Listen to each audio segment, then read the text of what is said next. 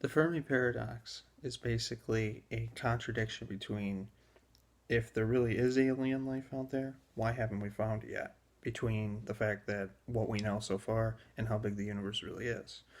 And when you really think about it, the Fermi paradox was composed by somebody who was in French, their last name, so Fermi, if I got this correct, it's Fermi, paradox. And paradox just means like illusion.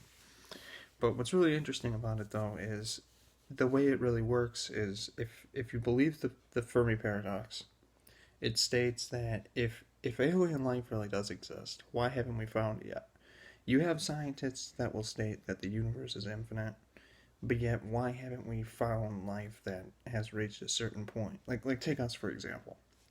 You know, there have been people that have argued that we've evolved like past our extinction point. So we're self-aware, and it basically there's like something out there that, if something bad were to happen to us, it would be like another level of self-destruction. It wouldn't just be like, nature took its course and that's how we killed ourselves. Like it's interesting to think that humanity has evolved to the point where, while we could still kill ourselves, it's just, we like survived like past most civilizations from what we've seen so far. But then again, for all we know, maybe that's not entirely true because, we don't really know what else is out there. You'll have scientists that will say that we haven't made contact with alien life yet. So how would we know, like, who they really are and what they're capable of doing? It's all debatable. And and you got planets out there that, maybe they're withholding that information that aliens exist. Maybe they really have found it somehow. Again, if you want to believe like conspiracy theories. And then there's the whole idea that if you believe in certain technological advancements, like some of the telescopes we've had, where they basically state that they were able to prove that, say like the Milky Way galaxy, it was just announced back a few months ago that the galaxy itself is bigger than what we thought it was previously. And then way back in like 2018, it was like, October 2018, you know, or somewhere on there, it was they basically said that for every 93 billion light years in the observable universe, there's like 2 trillion galaxies that are said to exist. And they could very well have life on it. And, my point has always been I've always thought the universe was infinite because I always thought everything was made of something else and it just goes on. But I would seriously want to believe that, if you believe that's the case, there's got to be something else out there too, like, life on other planets and maybe microscopic bacteria. But I want to, but it's like, how many things do we not know though? Like two things that you could really consider off the bat is, what counts as life, and maybe how advanced is it?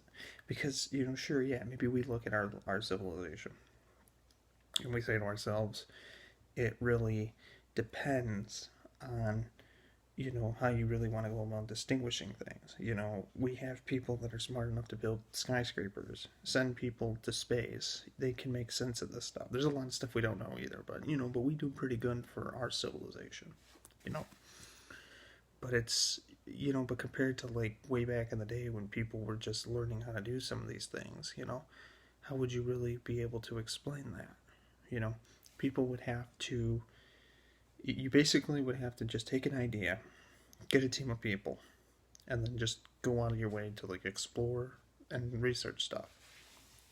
You know, I would like, I want to believe that humanity isn't alone in the universe, and I definitely want to believe that there's more life out there than we think there is because, if they're really, not bringing like religion into this, because again, I'm an agnostic. I don't know what's true and false, but it's like, there's so many things we don't know, and there could be anything out there, including life on other planets that maybe they have the same vision where they want to know what's out there and they just want to like build a civilization that people will remember them by at some point. It kind of reminds me of if anybody's ever played Metroid Prime 3, there was one town you go to, one of the planets. It was called Sky Town, and basically, from what I understand, because I actually had to reread this because I haven't played that game in years. Sky Town was an abandoned city. Basically, it was kind of like a heavenly paradise. But as soon as you go there, though, you had like all these robots that basically took care of the civilization. The original alien race wasn't there anymore. They basically built their spaceships and went into, another planet. But it was interesting, though, that the civilization they had left behind, though, was taken care of by their futuristic robots. And, there was some problems they kept running into, but they kept fixing it as they went on. And it just kind of made you think, like, metaphorically, what had really happened to that planet? What was that civilization really like, aside from what you were seeing? It's really interesting to think about, how, if we really went to another planet, what would we not be seeing there? Maybe at one point there was a civilization, but you take into account, like, some of these planets, they're so advanced. There's so many planets out there. There's so many possibilities. They might be so old, as a matter of fact, that they could have life on it right now, and it could evolve because, like, billions of years. There's some planets that are probably way older than 5 or 4.7 billion years, or 4.8 billion years if you want to round it up again. 4.6, 4.7, 4.8. There could be planets out there where, you have, like, microscopic bacteria that can evolve into anything. And I think another mistake we make with a lot of these, especially with the Fermi paradox, is that we look at it like we're trying to compare it to, like, our evolution. But we always seem to forget that everything is unique in its own way. Everything evolves differently. And if everything really is truly infinite, there has to be a lot more out there because, if it took us this long to evolve and we're still alive, there's got to be a lot of more civilizations out there that are still surviving too. Maybe a lot go extinct too, but there's got to be planets out there where life still exists on their interface. Because, again, there'd have to be so many other civilizations out there. I mean, how much progression is the universe really made, and and what's really out there? Nobody knows. But it just kind of think, if you have, like, all these planets, they can't all just be vacant. There has to be something on them. And the thing is, we'd really, aside from time travel itself, you would really need to have, like, the ability of, like, a god or something to go back in time. Take okay, Rick and Morty, for example. Like, Rick Sanchez had the portal gun, would always go back and forth to, like, other planets, in other dimensions. It's basically like, if you really wanted to observe things clearly, you'd have to go there, and then you'd have to, like, time travel, if you really wanted to see everything. To really see how many civilizations are really lost in time. And then, if their genetics still exist in the universe, you just have to find it and extract it. There are scientists out there that believe that one day the mammoths will walk again on the Earth because they're trying to, like, extract the genetics of it, and they can use, like, some sort of, like, machine to revitalize the physical appearance of it. It's really interesting how you got all these people that are trying to reverse engineer, like, history and play the role of, like, a creator, so that way they can revisit history. Kind of like how, like, if you've ever watched Jurassic Park, for example, they kind of do this. They try to do the same thing where they extract all the genetics of the dinosaurs and then they somehow brought them back to life in the story. And it'd be interesting to see how that plays out if they could control that. How many, if they couldn't already, and that technology isn't secret.